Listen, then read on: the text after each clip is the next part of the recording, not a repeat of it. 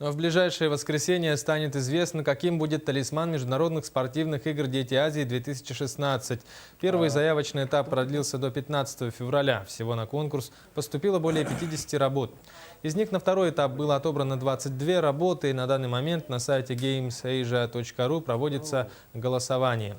Далее комитет определит победителя из 10 проектов, набравших наибольшее число голосов.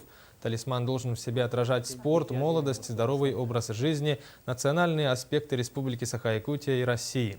Победителя назовут 22 февраля за 500 дней до старта 6-х международных игр «Дети Азии». Также автор лучшего дизайн-проекта получит 50 тысяч рублей и подарочный сертификат на 2 персоны, дающий право на посещение всех спортивных мероприятий большого спортивного праздника четырехлетия.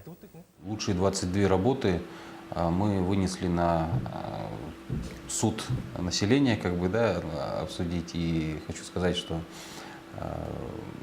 к счастью, наверное, население принимает активное участие. Только за один день в голосовании приняло более 1500 человек, что, в принципе, неплохой показатель. Я думаю, он будет только нарастать.